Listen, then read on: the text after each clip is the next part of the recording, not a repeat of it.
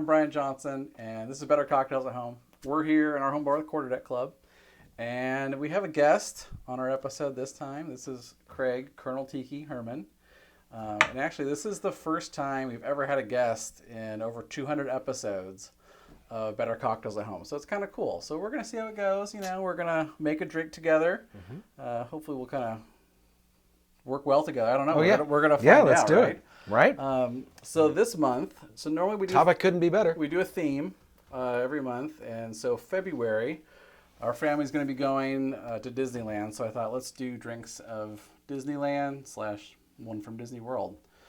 It's kind of something fun, and theme parks aren't actually known for their good drinks, but luckily, we've come a long ways. Right. And there are actually some good drinks you can be found in certain places around the park. So that's what we're doing this month. And you actually grew up in California. Yep. And I grew up going to Disneyland and actually sort of being the uncool kid in high school who almost worshipped Disneyland, like it being uncool, and then later, with now it's sort of cool again. It's kind of strange, but yeah, all things theme park Imagineering are part of that, as well as Tiki is another crossover, which And I grew up down there too, so I grew up going to Disneyland. So I've been, I don't know, hundreds of times as a kid. I didn't have any wilderness actually, so I hung out at the Fort Wilderness, right? And, it gets it done. Yeah.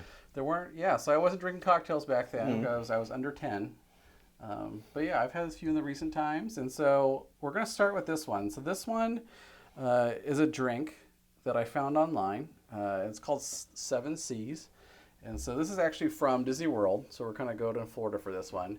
And this comes from the Polynesian Village Hotel, I think that's what they called it at the time. So from what I saw, this blog post somebody had done some research on is that this drink was served there, and then somebody published a recipe in kind of a local newspaper column of local recipes. And so that's kind of where this came from. This person found it, and I found the blog post, and I'm like, okay, well, that sounds kind of interesting. I've never seen anybody make it. I thought, let's give it a try. When you read the recipe, it's actually a big old mess, as most drinks from the 70s are. Right. And so part of the fun is actually, I think, trying to interpret it. So. Especially food service drinks. Yeah, right. Exactly. And you heavily used them ingredients they had at the time. Right? Exactly. So they're, we have. I'll post a link to the blog post that this person did, and then you can actually look at the actual blog post. But you have things with the original recipe or the original published recipe, we should say. Where they use orange juice, sour mix, lemon juice, and some of those things like sour mix. Usually you wouldn't do both because the sour mix is a shortcut, right? So it's like the recipe published wrong. Was it given to the person wrong? Who knows how they did it? They put in the 2 orange liqueurs. Is the thing I noticed. 2 orange liqueurs, orange curacao, and triple sec. That's generally kind of odd, I think. Right. So it's just one of those things where you it's not done with the published one that was not done well. But there's some really interesting things about it, right? And you kind of have to interpret it. Like, okay, what were they trying to go for? Well, it's obviously an orange and lemon drink. That's kind of the thrust of it, I think, in my opinion. And then one thing that was interesting, Lemon Heart Mai Tai rum was called for in the original drink. And I didn't really find much about that, but I seen it with some kind of blend that was around back then. And right. Benjamin knows more in the comments. Yeah. So, so it's kind of fun interpreting the recipes. So let's make it, and then we'll kind of go through it. So we're going to start with, I usually start with the rum just because it's fun. And I'm subbing in OFTD here. Right, which would be a perfect example of that kind of rum. Guessing a Lemon Heart, which Lemon Heart's a Demerara style, and a Mai Tai rum, you're already going to have other sort of funky flavors in there, a very specific kind of rum. OFTD is a perfect example of that sort of a black blended mix of flavors that give you that rich texture, which they're going for. Basically just like a big old chunky, chewy rum. Yeah, that's kind of what I was thinking for. The original recipe calls for 1.5 ounces, so I just did the same 1.5 ounces. And this probably has a little bit higher proof than what the rum at the time was also. So I figured, it's good. It's good. I love OFTD. So, exactly. Usually the rum actually, if people are like, what rum should I have? And I want to make tiki drinks. I'm like, if you want one rum, just OFTD, because it's already mixed. Exactly. It's the way to go. Right. So that's kind of the rum Dagger base. Punch sub. Right. Now let's get into the citrus. So we need to do 1 ounce of orange juice. Right. So we're going to do this. Now, do you... want me to do? You do it. Perfect. Then what we're going to need to do, these oranges are a bit big, Oh, hey, nice. This looks like caracaras. They are. Yeah, which is a Brazilian navel orange and grows off season, so we get it in the winter when it's Okay. their summer, and it's the variation of a Thompson seedless navel from Washington, actually. Oh, really? Yeah. If I'm remembering my citrus history correctly. Anyway, long story short, these are perfect. I do like caracaras. I prefer the juice over the navel. Yes, well, like there are very specific oranges you're going to have to use to You can destroy it. yeah, to juice, and that's one of the issues with using orange juice is that unless you know what oranges you're juicing, most of the time you're going to get an insipid, boring orange. It Right? just flattens drinks. Yeah, it's just flat, and so you have to have very specific juicing orange, like a caracara or, like a Valencia when it's in season, but that's going to be in summer. There's your ounce of orange. So we got an ounce. So I'm gonna do my strain now. I mean, there's probably not Oh much yeah, thanks for that. pulpiness, Yeah, but I think it's it's nice to do it. yeah, So next up is the lemon, right? So now we're the recipe calls for lemon juice and sour mix. We're just kind of going straight for an ounce of lemon juice. I think Right.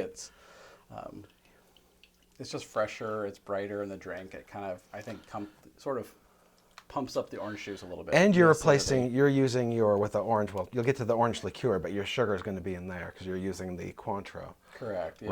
right? Which is like a curacao type of a triple sec. I mean. Technically, it's they still triple sec, but it drinks like a curacao. I Yeah. found it just doesn't have that spice. Yeah. We're gonna need a little more. Just do a little more. Yep. Usually, I can get an ounce out of a half lemon. But it's a natural product. So there's a lot of variability, Exactly. right? Like you Indeed. gotta kind of adjust to it. Right. That's why you're the bartender. You're the mixer, right? That's true. just you mixing drinks.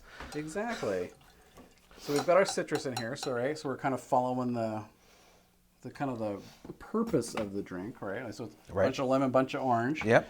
And so now we're going to get into the sweetened component of it. So the Cointreau. So the original recipe they called for triple sec and curacao. Yep. Which you want to talk about? Well, kind of the- like a triple sec is like a French reaction to the curacao product from the Dutch curacao, which is an industrial grade. Anyway, long story short, the Bowles Company have this product of curacao, which everyone used, but it was sort of muddy and dirty and full of other flavors. And that's a Combier who did the triple sec. They took an actual. What if we used like an actual good orange and just the skin from the orange, and then did it off of a distillate, and then they redistill it like they do gin, and then they take that and they distill it again to just pull it apart and get that specific, like really soft, gorgeous orange peel flavor. Yeah. Compared to like a muddy, earthy curacao. So the only thing I could think of, and this is just like thinking through things, so using both of those together, they're looking for a middle ground product. Yeah, Like maybe. sort of like a triple sec that drinks like a curacao, Maybe. which is what this basically is. Which is sometimes, it's like the whole point of mixing is you're running heavy with weak to sort of dilute it a bit and not make it so prominent. Yeah, and actually, But I think I'm just making that up because I'm looking for logic. Well, and when I was testing this drink, I actually made it with dry curacao. Oh, see, that's another. Which That's is- like this is- that's another thing too. So this is like the inverse of that in my Yeah. head, because the dry curacao is like them saying, okay, so what if we took all the things that the French did, but then made a really good curacao with Yeah.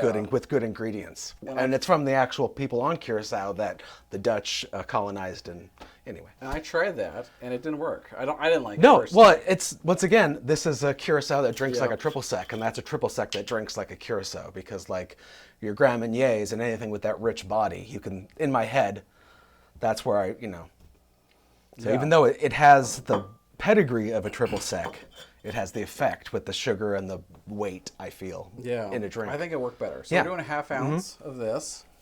Like Grand Marnier would work well, but it would be a heavier sugar content. Like Yeah. that's another good, anyway. Exactly. Good So go, right? we're getting close. We're almost done. Right? And then So there's the sour sweet, strong. And then the original recipe called for a dash of grenadine and a dash of Angostura. And I was like, okay, well, the dash of Angostura Yep, grenadine for color. that's reasonable. Yeah, the grenadine's not adding much in terms of, Yeah, it's just getting the red in there. yeah, it's not, a hint of sweetness, I guess, but it's such a small amount. And honestly, like, I don't know, when you do a dash of grenadine like this, would you actually measure, or do you just do like, I do? I just do a sploosh. Normally my grenadine, I make, I have a grenadine that I have a house that I use, and it's in a squeeze bottle, so I'll just go boop with a squeeze. Yeah. When I'm doing it in a larger amount than I'm batching out a cocktail, a dash is 1/8 of an ounce. Yeah. Or, I'm sorry, 1/16. 1/16 of an ounce is what I use for a dash, usually. Yeah, I fully agree. So that's everything's in it, right? So it's a, Yep. Not a It's complex drink. I'd call it a planter's punch in my own lexicography of drinks. Just sort of although it's more of like a sour than a punch because it's equal parts. The sugar and the sour are mixing up, right? Because you've got Yeah. ish.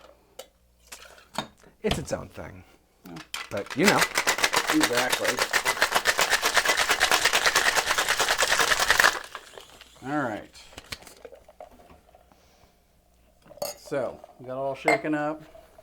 I like this glass. I thought it fit well, but I think the recipe calls for like a footed snifter, something like that. A tiki mug works too. So now I'm going to strain this into here.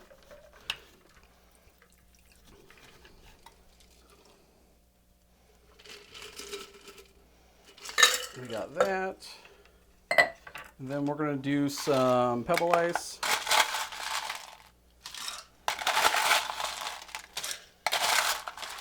This is probably way nicer ice than they had back in the 70s too. I'm guessing.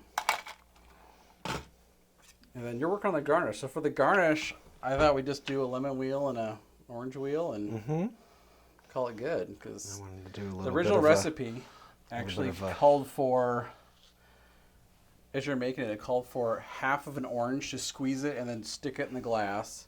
And then later on, squeeze half a lemon and stick the half a lemon in the glass. So you'd have this like massive. Well, like I say, it reads like someone who has a cold top or like a back where you've got wedges of lemons and oranges already ready for you to go or in your garnish tray, right? So I'm guessing half. Yeah. They didn't want to tell someone to cut it into a quarter or cut whatever, right? So I'm sure the regular bar service has, a bit of orange squeeze, lemon in the glass, and then you've got your mix, and all this is already pre-mixed out into a, a mixing container. And then they've tried to redo it for the publication, which you'll get a lot in like restaurant cocktail books. Yeah. They're trying to re-describe, because anyway, I'll go into. Give it a try. Yeah. See what you think. Let's see here.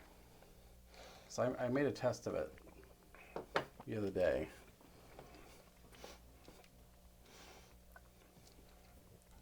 It's fine, it's a nice right? little drink. Well, yeah. I mean, the rum is good.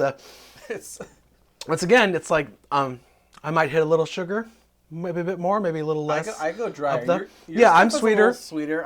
Right, and that's the whole point of having those levers is you can attain it to where you like it. You can add an extra half ounce of Cointreau if you want it more orange, or if you want to just add a simple syrup. Right. I mean, if you just I'd probably go sweetness. for my taste. I'd do 3/4 lemon, just 1/4 less of lemon. Yeah, that's it. It could be, yeah. And it's just because of this particular way that you taste what that sugar does. Like the idea of sugar is supposed to be not necessarily to make it sweet unless it's a sweet drink, but it's to balance out so that you can taste the other flavors. Like I was thinking like a low pass filter, like it's sound or something. Yeah. Like it'll coat your tongue really quickly so you're not overwhelmed. Yeah. Right? But if you're not, it's all your own personal taste and how you taste those flavors. So kind of a recipe is like this recipe, like if you made the one that was published in this book, it'd be probably not very good. No. So you've got to use as a guide, right? That's, most recipes are a guide of some kind, Right. where you're like, hey, okay, let's start with this. You make it, like I said, I made it a couple different ways. I'm like, hey, I'm trying to tweak it to what I like, and you'd look at it, and be like, I want to do it this way because it's more to what I like, and that's the best part about it, right? But yeah, I thought it was a cool little drink that I haven't seen anybody make. This Seven Seas drink. I'm sure there's tons of drinks out there with orange and lemon and rum. right. It's a like standard, right? Yeah, it's a standard sort of a totally unique drink recipe. But yeah, it was super fun. I thank you for watching or being on the episode. Oh yeah, I'm happy to be here. Thanks for inviting, and we're gonna be back with more drinks from Disneyland. Yep. In the coming episodes this month. So thanks for watching Better Cocktails at Home. We're gonna see you next time. Aloha.